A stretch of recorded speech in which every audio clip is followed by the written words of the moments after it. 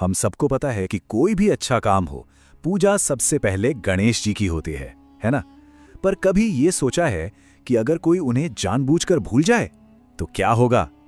चलिए इस बड़ी मजेदार कहानी में चलते हैं और समझते हैं कि इस परंपरा के पीछे की वजह कितनी नाटकीय है। तो सवाल यही उठता है कि भगवान गणेश की ही पूजा सबसे पहले क्यों होती है?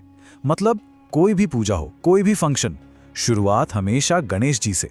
पर ऐसा क्यों है? ये नियम आया कहां से? और मजा तो तब आता है जब हम ये सोचते हैं कि क्या हुआ जब देवताओं ने खुद इस नियम को तोड़ा, जब उन्होंने फैसला किया कि गणेश जी को पीछे छोड़ दिया जाए।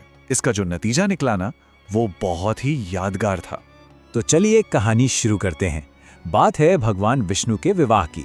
चारों तरफ जोर शोर से तैयारियां चल रही थीं। मतलब स्वर्गलोक में तो एकदम जश्न का माहौल था और हर कोई इस दिव्य समारोह का हिस्सा बनने के लिए एक्साइटेड था। सारे देवी देवताओं को इस शानदार बारात में शामिल होने का न्योता भेजा गया था। शिवजी, इंद्रदेव, सब बड़े बड़े देवता तैयार थे।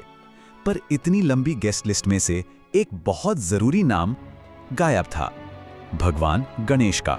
और सुनिए, ये कोई भूल चूक नहीं थी। गणेश जी को जानबूझकर नहीं बुलाया गया था और इसके पीछे की वजह थी उनका रूप, उनकी आदतें और बाकी देवताओं का थोड़ा घमंड और मजाक। अरे देवताओं के बीच ना कानाफूसी शुरू हो गई।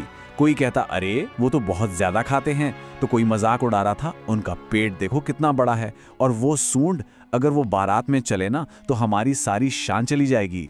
तो हुआ ये कि बाकी देवताओं ने इतनी बातें की कि भगवान विष्णु भी उनकी बातों में आ गए। उन्होंने भी मान लिया कि हाँ, गणेश जी को बारात में नहीं ले जाना चाहिए। और ये एक ऐसा फैसला था जिसका पछतावा उन्हें बहुत जल्द होने वाला था। और बस इसी मोड़ पर एंट्री होती है नारद मुनि की, जो इस पूरे ड्रामे में समझ लीजिए एक कैटलिस्ट का काम करने वाले थे। वो सीधे गणेश जी के पास पहुंचे और बड़े भोलेपन से पूछा, अरे आप यहाँ अपने मामा की शादी की तैयारियों में हाथ नहीं बटा रहे? अब सोचिए, गणेश जी को जब ये पता चला कि उनके रूप रंग का मजाक उड़ाकर उन्हें छोड़ दिया गया है, तो उन्हें गुस्सा तो बहुत आया, लेकिन उन्होंने कोई हंगामा नहीं किया। नहीं, उन्होंने बदला लेने के लिए एक बड़ी ही स्मार्ट योजना बनाई। उन्होंने क्या किया? सबसे पहले अपनी मूषक सेना, मतलब चूहों की पूरी आर्मी को बुलाया और उन्हें एक सिंपल सा कमांड दिया, जिस रास्ते से विष्णु जी का रथ जाएगा ना, उस पूरी जमीन को नीचे से खोखला कर दो। बस हजारों चूहे अपने काम पर लग गए। और दूसरी तरफ विष्णु जी की बारात, अरे क्या शान थी। बाजे बज रहे हैं, देवता नाच रहे हैं, एकदम जबरदस्त माहौल था। उन्हें तो जरा भी आइडिया नहीं था कि आगे क्या होने वाला है। और फिर जैसे ही रथ आगे बढ़ा, अचानक धड़ाम, भगवान विष्णु का वो शानदार रथ, उसका पहिया सीधा जमीन में धंस गया। सब कुछ रुक गया। घोड़े, संगीत, नाच गाना सब बंद। फिर क्या था? सारे देवताओं ने मिलकर जोर लगाया, रथ का पहिया निकालने की हर कोशिश की। कहते हैं 1,00,000 कोशिशें की गई। 1,00,000? अपनी सारी दिव्य शक्ति लगा दी, पर रथ 1 इंच भी नहीं हिला।